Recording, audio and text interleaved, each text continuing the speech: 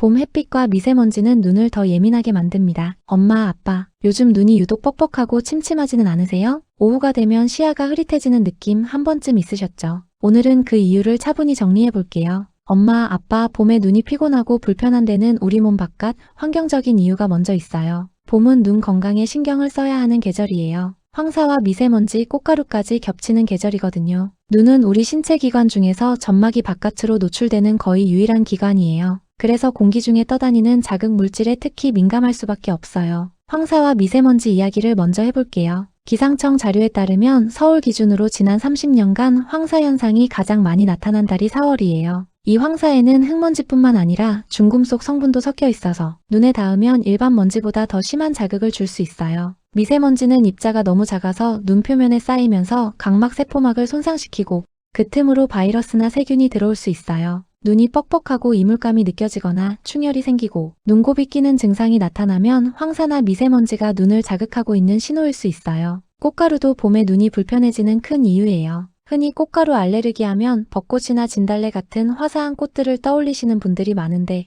사실 알레르기를 일으키는 꽃가루는 대부분 눈에 잘 보이지도 않는 나무 꽃가루예요. 오리나무, 참나무, 자작나무, 삼나무처럼 바람에 날려 번식하는 나무들의 꽃가루가 주된 원인이에요. 이 꽃가루는 3월부터 나오기 시작해서 4월의 절정에 달해요. 이 꽃가루가 눈의 결막에 닿으면 면역체계가 과민하게 반응해서 눈이 빨개지고 가렵고 눈물이 흘러내리는 알레르기성 결막염이 생길 수 있어요. 알레르기성 결막염은 감기처럼 전염되는 게 아니라 면역 반응으로 생기는 질환이에요. 눈물이 나는데도 눈이 건조하다는 느낌 받아보셨나요? 이게 말이 안 되는 것 같지만 실제로 그런 경우가 있어요. 눈물은 그냥 물이 아니에요. 바깥쪽 기름층, 중간 물층, 안쪽 점액층 이렇게 세 겹으로 이루어져 있어요. 알레르기 반응이나 자극으로 눈물이 과도하게 흘러나오면 이 층이 제대로 유지되지 않아서 눈 표면이 안정적으로 덮이지 않게 돼요. 그러면 눈물이 나면서도 눈이 건조하고 시린 느낌이 드는 거예요. 봄철 자외선 이야기도 해야 해요. 겨울 동안 약한 햇빛에만 익숙해져 있던 눈이 봄이 되면서 갑자기 강해진 자외선에 노출되는 거예요. 자외선은 눈 표면과 각막에 직접적인 자극을 주고 장기적으로는 수정체 단백질에도 영향을 줘요. 봄이 되면서 야외 활동이 늘어나고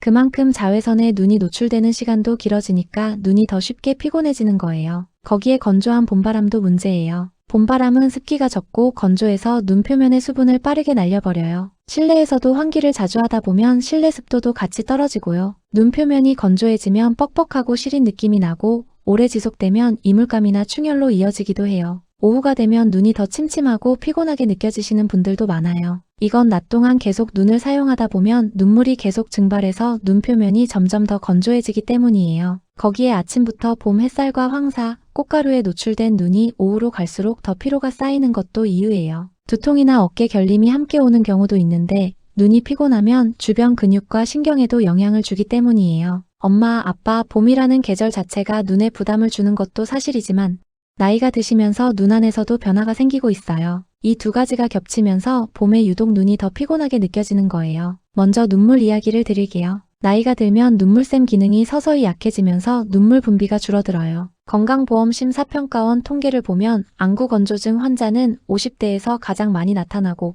40대에서 60대까지를 합치면 전체 환자의 절반에 가까워요. 특히 여성분들은 갱년기를 거치면서 호르몬이 변화하면 눈물의 양이 줄어들기 때문에 안구건조증이 더 잘 나타나는 편이에요. 앞서 이야기한 것처럼 눈물은 세 겹으로 이루어져 있는데 노화가 오면 이 세 겹의 균형이 깨지면서 눈물막이 안정적으로 유지되지 않아요. 그래서 눈물이 금방 증발해버리고 눈이 뻑뻑하고 충혈되고 이물감이 생기는 거예요. 수정체도 달라져요. 우리 눈 안에는 카메라 렌즈 역할을 하는 수정체라는 투명한 조직이 있어요. 이 수정체가 가까운 것과 먼 것에 맞게 모양을 바꾸면서 초점을 맞춰주는데 이 조절 능력이 40대를 지나면서 급격히 떨어지기 시작해요. 50대 중반이 되면 조절력이 거의 소실된다고 알려져 있어요. 이게 바로 노안이에요. 가까운 글씨를 볼 때 눈이 더 힘을 줘야 하고 먼 곳과 가까운 곳을 번갈아 볼 때 전환이 느려지면서 눈이 훨씬 빠르게 피곤해지는 거예요. 책이나 스마트폰을 보다가 눈이 무겁고 두통이 생기는 것도 이 조절력 감소와 연관이 있어요. 백내장 초기 변화도 알아두셔야 해요. 백내장은 수정체가 서서히 혼탁해지면서 시야가 뿌옇게 변하는 질환이에요. 우리나라 60대에서는 약 70%, 70대 이상에서는 80% 이상이 백내장을 갖고 있을 정도로 흔해요. 초기에는 안개가 낀 것처럼 시야가 살짝 흐릿하고 밝은 빛에 눈부심이 심해지는 증상이 나타나요. 봄철 강해진 햇빛에 눈부심이 평소보다 유독 심하게 느껴진다면 백내장 초기 변화를 의심해 볼 수 있어요.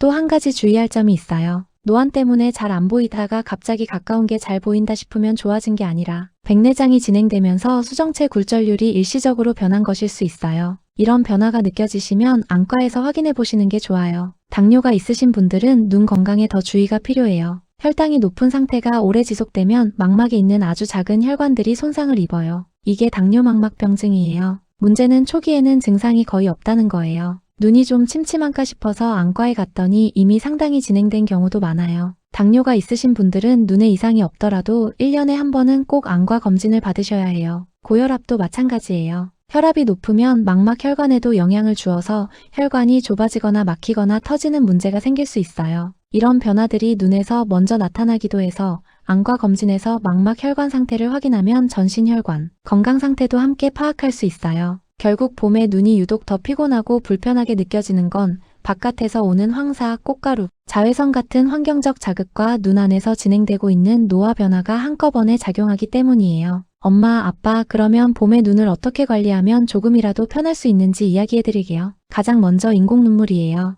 인공 눈물은 눈이 건조하거나 이물감이 느껴질 때 넣는 안약인데 올바르게 사용하는 방법이 있어요. 인공 눈물은 눈 표면의 건조함을 해소해줄 뿐 아니라 눈에 붙어있는 꽃가루나 먼지 같은 이물질을 씻어내는 역할도 해요. 그래서 황사나 꽃가루가 심한 날 외출 후에는 인공 눈물을 넣어주시는 게 도움이 돼요. 인공 눈물은 하루에 여러 번 사용할 수 있지만 보존제가 들어있는 제품은 너무 자주 오래 사용하면 오히려 눈 표면에 자극이 될 수 있어요. 하루 4번 이상 사용하셔야 한다면 보존제가 없는 일회용 인공 눈물을 선택하시는 게 좋아요. 간혹 식염수를 인공 눈물 대신 쓰시는 분들이 있는데 식염수는 눈물 성분과 달라서 오히려 자극을 줄 수 있으니 인공 눈물을 사용하시는 게 맞아요. 스마트폰이나 텔레비전을 보실 때는 중간중간 눈을 쉬게 해주세요. 20분간 화면을 보셨으면 20초 동안 약 6m 이상 떨어진 먼 곳을 바라보는 방법이 있어요. 먼 곳을 바라보면 수정체가 이완되고 눈 근육의 긴장이 풀려요. 꼭 20분, 20초가 아니더라도 1시간에 한 번 이상은 눈을 잠깐 감거나 먼 곳을 바라보는 습관을 들이시면 눈 피로를 줄이는 데 도움이 돼요. 선글라스는 봄에도 챙겨 쓰시는 게 좋아요. 햇빛이 강한 날뿐만 아니라 흐린 날에도 자외선은 있어요. 자외선은 수정체 노화를 가속시키고 각막에도 자극을 주니까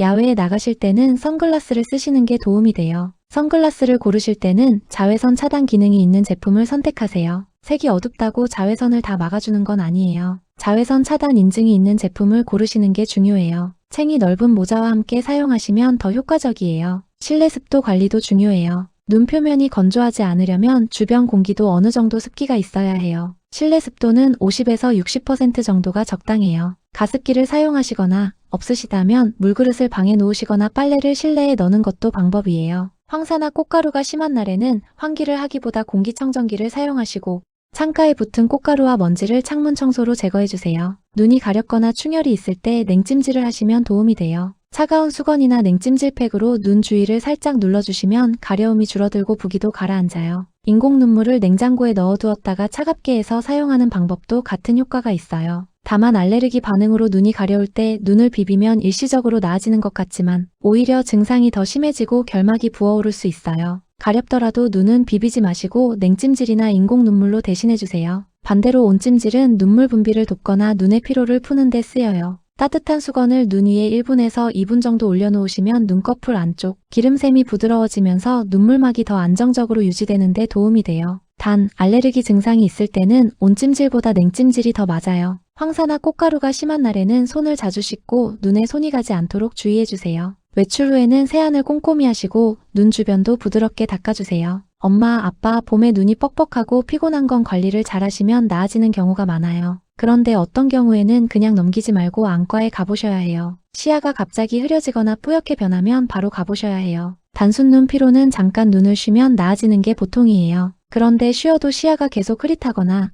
갑자기 시야 한쪽이 가려지는 느낌이 든다면 망막이나 혈관에 문제가 생긴 것일 수 있어요. 눈앞에 날파리처럼 까만 점이나 실 같은 게 떠다니는 걸 비문증이라고 해요. 비문증 자체는 노화로 인한 유리체 변화 때문에 생기는 경우가 많아서 개수가 크게 늘지 않는다면 당장 크게 걱정하지 않으셔도 돼요. 그런데 갑자기 눈앞에 번쩍이는 빛이 보이거나 비문증의 수나 크기가 갑자기 늘었다면 망막박리의 초기 신호일 수 있어요. 이런 경우에는 빨리 안과에 가보셔야 해요. 눈 통증이 심하게 느껴지는 경우도 지체하지 마시고 가보세요. 단순히 뻑뻑하거나 이물감이 느껴지는 것과 달리 눈 안쪽이 쿡쿡 쑤시거나 눈 주변 두통이 극심하다면 안압이 높아진 것일 수 있어요. 녹내장은 안압이 높아져 시신경이 눌리면서 손상되는 질환인데 심한 경우 시야가 좁아지고 방치하면 실명으로 이어질 수 있어요. 초기에는 증상이 없는 경우가 많아서 정기검진에서 발견하는 경우가 많지만 갑자기 눈이 심하게 아프고 시야가 흐려진다면 즉시 안과에 가셔야 해요. 한쪽 눈만 유독 침침하거나 시야가 다르게 느껴질 때도 확인이 필요해요. 양쪽이 함께 피곤한 건 눈 피로나 건조증일 가능성이 높지만 한쪽 눈만 갑자기 이상하다면 혈관 문제나 망막 문제를 의심해 봐야 해요. 당뇨나 고혈압이 있으신 분들은 이런 증상에 더 주의를 기울이셔야 해요. 당뇨가 있으신 분들은 눈에 아무 증상이 없어도 1년에 한 번은 안과 검진을 받으셔야 해요. 당뇨망막병증은 초기에는 증상이 없는 경우가 많고 증상이 생겼을 때는 이미 상당히 진행된 경우도 있어요. 조기에 발견하면 레이저 치료나 주사 치료로 진행을 늦출 수 있지만 한번 손상된 시력은 되돌리기 어렵기 때문에 정기검진이 정말 중요해요. 안과에 가실 때는 증상이 언제부터 시작됐는지, 어떤 눈이 불편한지, 특정 상황에서 더 심해지는지, 현재 드시고 있는 약이 있다면 이름을 메모해서 가시면 도움이 돼요. 일부 약은 안구 건조증이나 시야 변화를 유발할 수 있어서 의사 선생님이 확인하셔야 해요. 엄마, 아빠, 봄에 눈이 불편한 건 흔한 일이지만 어떤 신호는 그냥 넘기시면 안 돼요. 뻑뻑하고 피곤한 정도는 관리로 좋아질 수 있지만 갑작스러운 시야 변화나 통증, 한쪽 눈의 이상은 꼭 확인해 보시는 게 좋아요.